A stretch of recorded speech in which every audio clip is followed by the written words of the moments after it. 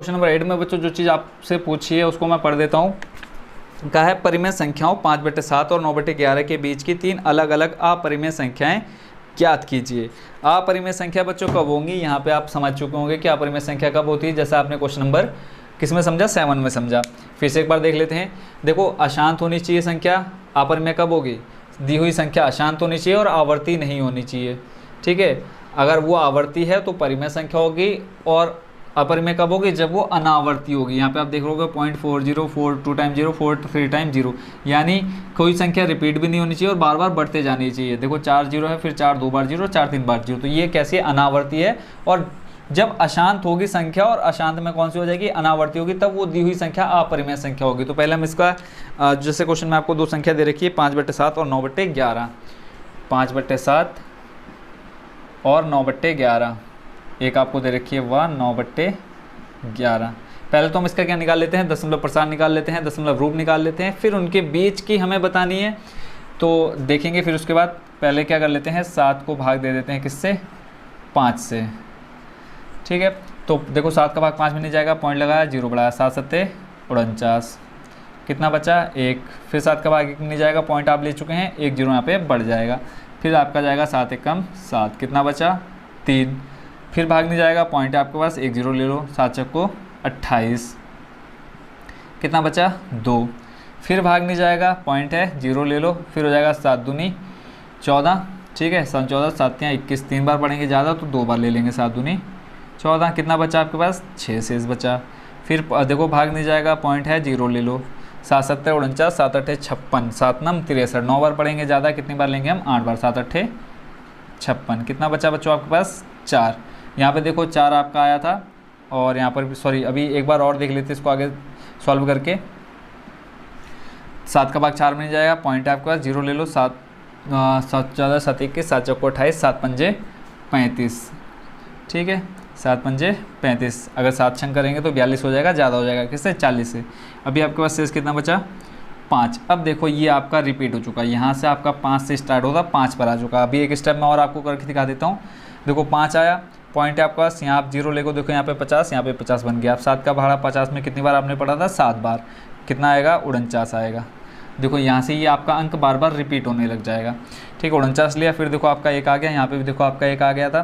फिर आप 0 लोगे, फिर 7 का पढ़ा एक बार पढ़ोगे, तो यानी ये संख्या आपके यहाँ से रिपीट होने लग गई। इसके ऊपर आप लगा दो क्या, बार। तो 5/7 को आप क्या लिख सकते हो, 0.71428 और इस पर बार। ऐसे निकाल लेते हम किसका, 9/11 का। सॉल्व करके देख लेते हैं। 11 को भाग देना है 9 से। ठीक है, पॉइंट लगाएंगे, 0 आ जाएगा। 11 8 88, कितना बचा 2। भाग नहीं जाएगा, पॉइंट है आपका 0 ले लो, 11 1 कम 11, कितना बचा 9 बचा आपके पास। ठीक है, फिर उसके बाद देखो आपके पास आगे, अब 11 का भाग 9 में नहीं जाएगा, पॉइंट है आपके पास 1 0 आ जाएगा। फिर हो जाएगा आपका कितना 11 8 88, कितना बचा आपके पास 2। ठीक है, फिर देखो आपका ये रिपीट होने लग गया। फिर देखो 11 पॉइंट है आपका 0 ले लो, फिर हो जाएगा 11 1 कम 11। अब आप यहाँ पे देखोगे ये 8 1 क्या हो रहा है, रिपीट हो रहा है। तो आप यहाँ से 8 1 हटा के इस पे ऊपर क्या लगा दो, बार लगा दो, यानी 9/11 का जो सॉल्व करके आ रहा है 0.81 आ रहा है। और ये दोनों संख्या कैसी हैं बच्चों, बताओ, ये आपकी कैसी है, अशांत और आवर्ती है ना। संख्या क्या हो रही है, रिपीट होने लग गई। यहाँ से मैंने यहाँ पे क्या कहा, अगर संख्या रिपीट हो रही है तो वो आवर्ती हो जाएंगी। अगर संख्या क्या हो रही है, हर बार उससे बढ़ जा रही है, जो आपकी पहले है उससे आपकी बढ़ जा रही है, तो वो अनावर्ती होती है। ये दोनों संख्या कैसी है, अशांत है और आवर्ती है। और आपको एग्जाम्पल के इनके बीच की कैसी संख्या लेनी है, अनावर्ती संख्या लेनी है। तो इससे पहले वाले क्वेश्चन में मैंने आपको बता दिया था कैसे आप एग्जाम्पल ले सकते हैं, तो वैसे ही अब आप यहाँ पर ले लीजिए इन दोनों के बीच के। यहाँ पे देखो 7 1 है और यहाँ पे 8 1 है, तो मैं इजीली यहाँ पे एग्जाम्पल कितने लेने हैं आपको, 3 लेने हैं शायद, हाँ 3 अलग अलग एग्जाम्पल लेने हैं। तो पहला ले लेता हूँ, देखो 0.71 को मैं ऐसे ले लेता हूँ। ठीक है, पॉइंट लिया, 7 2 ले लेता हूँ मैं, 7 2, फिर 0, फिर आपका 7 2 00, फिर आपका 7 2 000। इस तरह से ये डैश डैश मैंने चला दिया। देखो 7 1 के बाद ही 7 2 आएगा, और इसके बाद मैंने इसको क्या कर दिया, अनावर्ती दिखा दिया। देखो 7 2 0 0 7 2 0 0 0 कन्फर्म। ये देखो 7 2 और यहाँ पे देखो 8 1 है, तो 0.71 0.72 इन दोनों के बीच में आएगा। देखो 0.72, 0.81 और 0.71 के बीच में आ रहा है या नहीं आ रहा है। देखो 71 के बाद 72 और 72 के बहुत देर बाद क्या आता है, 81 आता है ना। तो पहले एग्जाम्पल हो गया, दूसरा ले लेता हूँ मैं 72 लिया, अब यहाँ पे मैं 76 ले लेता हूँ।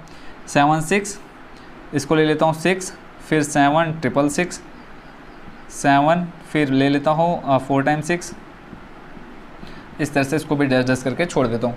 मेन आपका देखो यहाँ पे पॉइंट के बाद 2 अंक दिख रहे हैं 76, और यहाँ पे भी देखो पॉइंट के बाद 2 अंक है, यहाँ पे भी पॉइंट के बाद 2 अंक मैंने लिया। 71 और 81 के बीच में 76 आता है, तो इसके बाद आप देखोगे कि ये संख्या क्या आ रही है, बार बार बढ़ जा रही है। 2 एग्जाम्पल हो गया।